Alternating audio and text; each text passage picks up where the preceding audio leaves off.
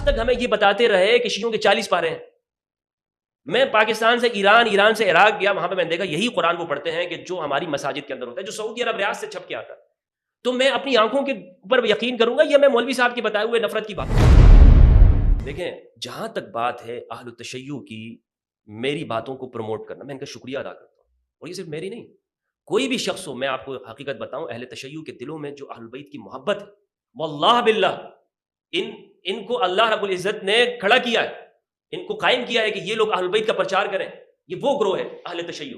اس امت کو تو شکر گزار ہونا چاہیے شیعوں کا کہ یہ اہل تشیع, یہ اہل بیت کا ذکر کرتے ہیں, ان کے بارے میں بتاتے ہیں. یہ کیا اہل بیت کیا صرف شیعوں کے, یہ تو پوری امت کے ہیں نا, تو رسول اللہ کے وصی ہیں, تو اہل بیت کی تو ثقلین ہیں. تو یہ ہر اس شخص سے محبت کریں گے کہ جو اہل بیت کا بیان کرے گا. صرف میں نہیں, آپ بھی حدیث ثقلین کو بیان کرنے والے بن جائیں, آپ بھی اہل بیت کی معرفت کی بات کریں, جو کہ اللہ کی جانب سے آپ پہ واجب ہے, جو کہ رسول اللہ کی جانب سے آپ کے اوپر فرض ہے, آپ کو ذمہ داری دی گئی ہے, آپ کے اوپر واجب بنتا ہے. تو یہ آپ سے محبت کریں گے.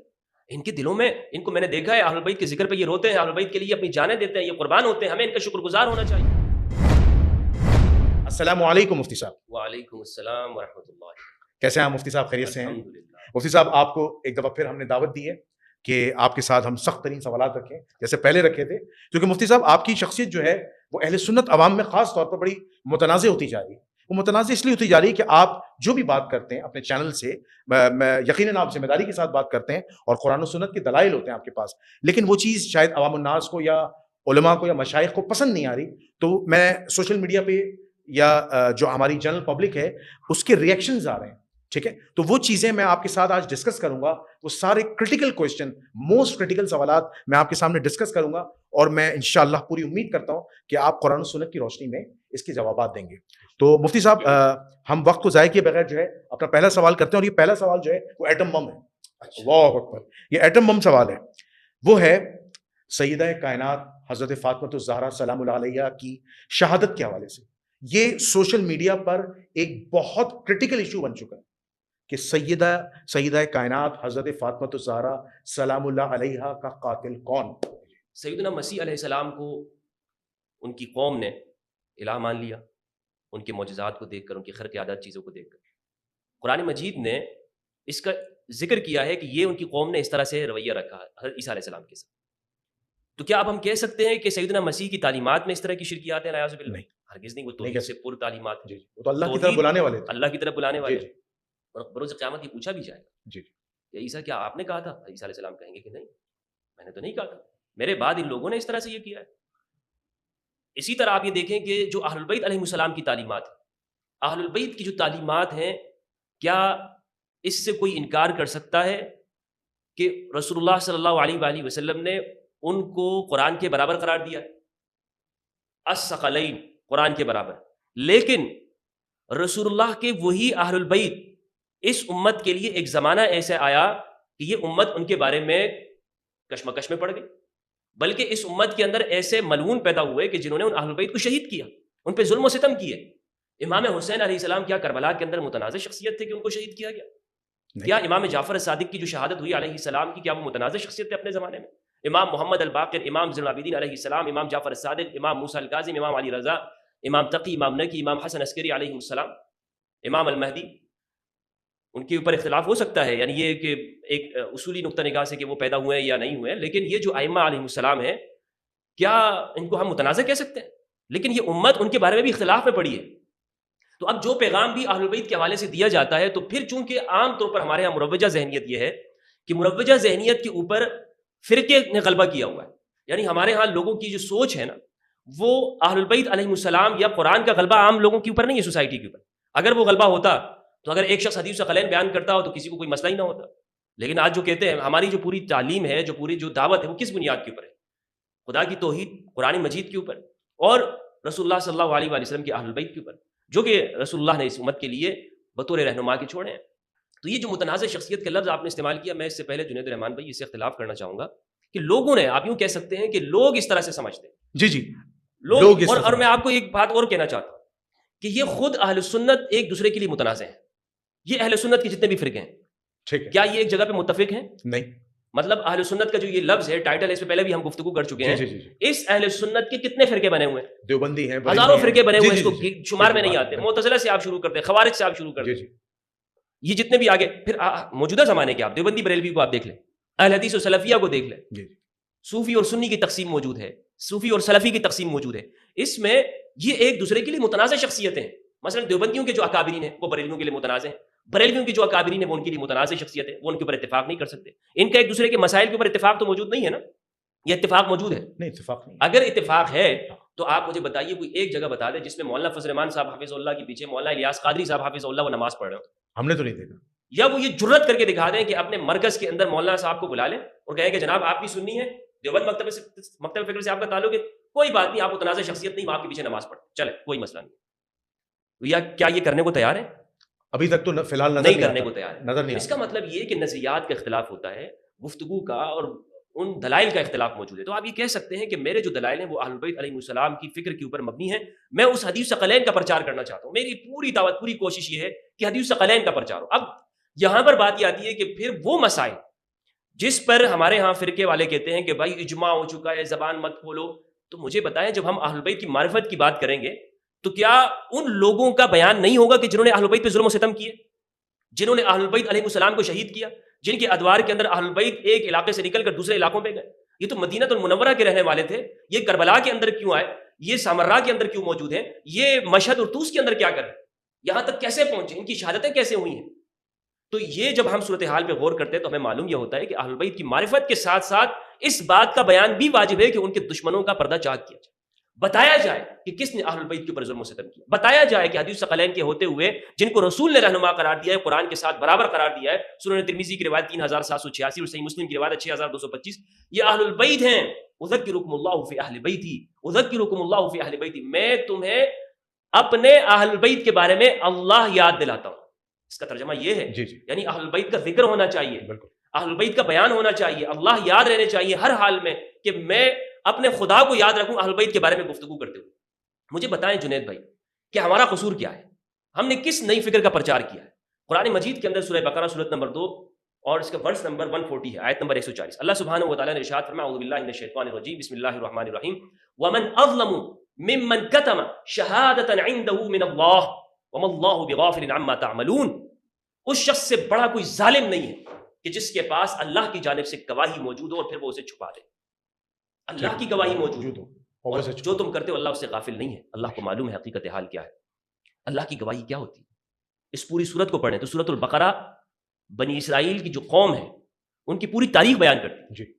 یہود کی تاریخ ہے، انبیاء بنی اسرائیل کی اور ان کی اقوام کی، کہ ان کی اقوام کے اندر کیا خرابیاں پیدا ہو گئی، ان کے سیاسی مذہبی قائدین کے اندر کون سی ایسی خرابیاں تھی کہ جن پر اللہ سبحانہ و تعالیٰ نے فرمایا کہ یہ غضب اللہ ہے، اللہ ان پر غضب، اللہ کا غضب ہو گیا، مغضوب علیہ ہو گئے اور نصارى ضالین ہو گئے، گمراہ ہو گئے. کیا وجہ؟ اسی آیت کے اندر اللہ سبحانہ و تعالیٰ نے فرمایا کہ یہ اللہ کی گواہی کو چھپانے والے ہیں، ان کے پاس اللہ کی گواہی موجود ہے.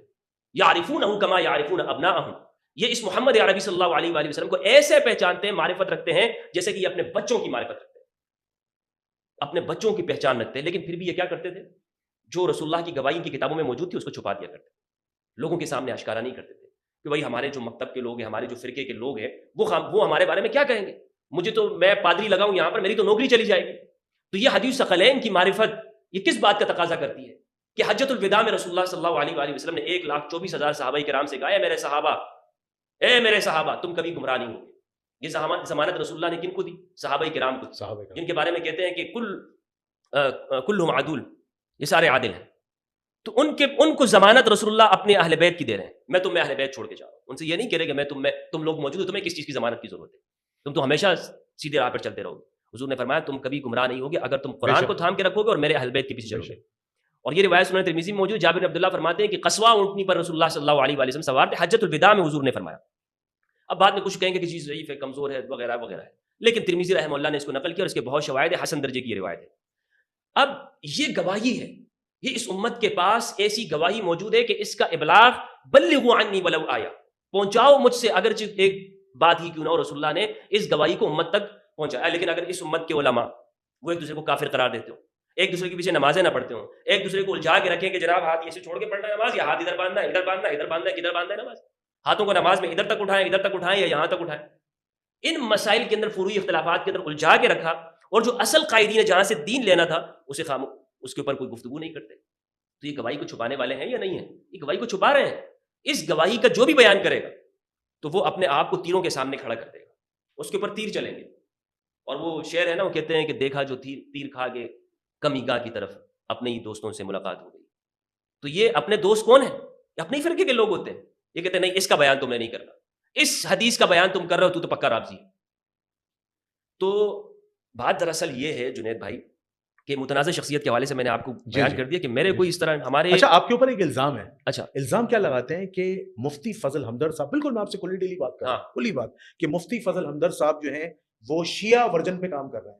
یعنی مفتی فضل ہمدرد صاحب کے سبسکرائبر بھی زیادہ شیعہ ہیں, شیعہ ان کو سپورٹ کرتے ہیں, اور ان کا جو مقصد ہے سپورٹ مطلب شیعہ ان کو سپورٹ کرتے ہیں. واہ بھائی یہ تو اہل بیت کی شان میں بیان کر رہے ہیں, تو وہ واہ کر رہے ہیں. تو یہ تو تف کرنا چاہیے پھر ہمارے ان فرقہ پرست ملاؤں کے اوپر کہ یہ کیوں سپورٹ نہیں کر رہا. میں تو اہل بیت کی بات کر رہا ہوں, میں تو اہل بیت کی, اور یہ فخر ہونا چاہیے. اچھا ایک بات, آپ وہ باتیں کر جاتے ہیں یا وہ باتیں کر جاتے ہیں متنازع باتیں جو اہل سنت ورژن کے خلاف ہیں. آپ اس کے اوپر آئیں گے, اس کے اوپر بات کریں گے. یہ سوال کو آپ لکھ لیجیے گا. جی جی جی. دیکھیں, جہاں تک بات ہے اہل التشیع کی, میری باتوں کو پروموٹ کرنا, میں ان کا شکریہ ادا کرتا ہوں. اور یہ صرف میری نہیں, کوئی بھی شخص ہو, میں آپ کو حقیقت بتاؤں, اہل تشیع کے دلوں میں جو اہل بیت کی محبت ہے, واللہ باللہ ان کو اللہ رب العزت نے کھڑا کیا ہے, ان کو قائم کیا ہے کہ یہ لوگ اہل بیت کا پرچار کریں. یہ وہ گروہ ہے اہل تشیع.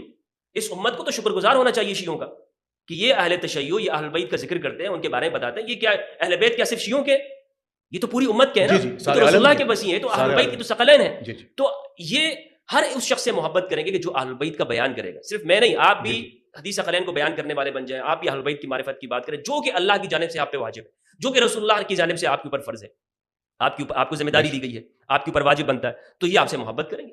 ان کے دلوں میں, ان کو میں نے دیکھا ہے اہل بیت کے ذکر پہ یہ روتے ہیں, اہل بیت کے لیے اپنی جانیں دیتے ہیں, یہ قربان ہوتے ہیں. ہمیں ان کا شکر گزار ہونا چاہیے, ہمیں ان سے نفرت نہیں کرنی چاہیے تھی. بھائی یہ مطلب شیعہ کے ساتھ کیا اختلاف؟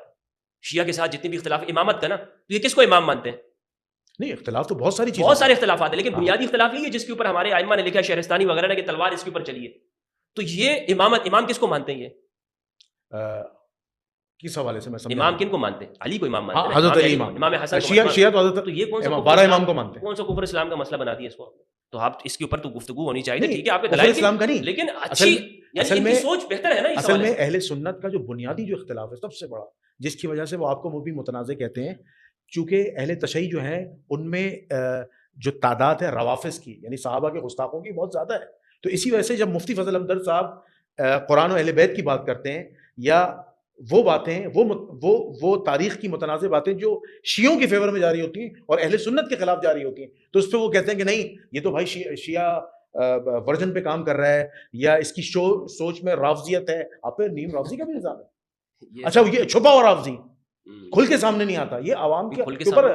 میں بالکل اوپن ہوں, میں نے کوئی چیز چھپا کے نہیں رکھی, کیونکہ آپ نے ایک دفعہ کہا تھا ٹھیک ہے اگر مجھے رافضی کہنا ہے تو ہوں میں رافضی. تو صحیح بات ہے نا. اگر آپ کہتے ہیں کہ بھائی یہ بات رافضیت ہے, حدیث ثقلین کا بیان کرنا رافضیت ہے, امام علی علیہ السلام کی ولایت کا اقرار رافضیت ہے, من کنت مولا فهذا علی مولا کا اقرار کرنا رافضیت ہے, انت منی بمثل هارون من موسى الا ان لا نبوة بعدی کا اعتراف کرنا یہ رافضیت ہے, اور یعنی یہ کہنا کہ صفین میں ہوتا تو میں علی کے ساتھ ہوتا, یہ رافضیت ہے. تو ٹھیک ہے رافضیت, اور اس معنوں میں تو اہل سنت کو قبول کرنا چاہیے.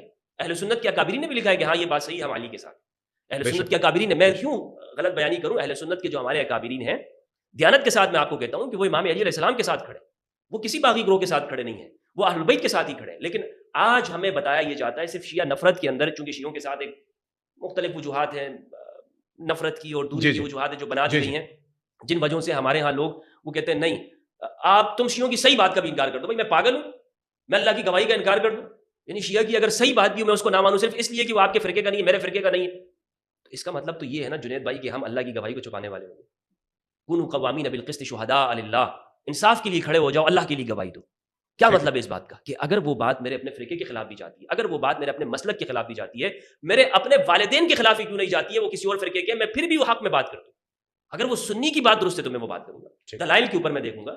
تو یہ جو الزام در الزام کی بات ہے, یہ محض صرف شیعوں سے نفرت کی وجہ سے. مثال کے طور پر میں اہل تشیع کے پاس بیٹھ گیا, ان کے علماء کے پاس بیٹھا, ان کے مسائل کو جاننے کی کوشش کی تاکہ ہم امت مسلمہ کے اختلافات کو کم کر سکیں اور ان چیزوں کو جان سکیں کہ جو ہمارے اندر دوری کی وجوہات ہیں. اب یہ کہتے ہیں کہ نہیں ہم ہمدرد کے ساتھ نہیں بیٹھیں گے. کیوں نہیں بیٹھیں گے؟ اس لیے نہیں بیٹھیں گے کہ یہ تو شیعوں کے پاس جا کے بیٹھ چکا ہے. تو یہ کوئی معیار ہوا؟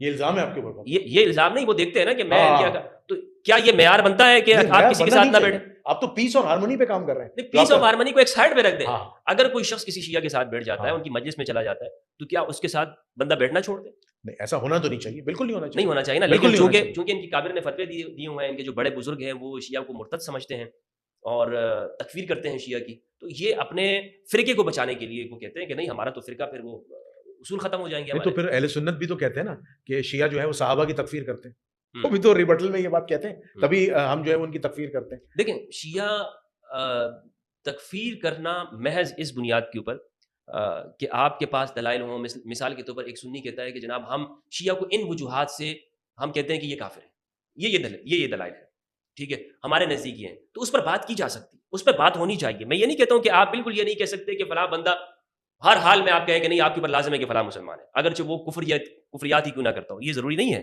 آپ کہہ سکتے ہیں کہ بھائی یہ بات توہین میں آتی ہے, یہ بات اسلام سے خارج کرنے والی ہے, یہ بات یہ, لیکن یہ چیزیں کہاں پر ہوں گی؟ یہ بات اس جگہ پر ہوگی جب آپ ایک دوسرے کے ساتھ بیٹھ کر اس کو ڈسکس کریں.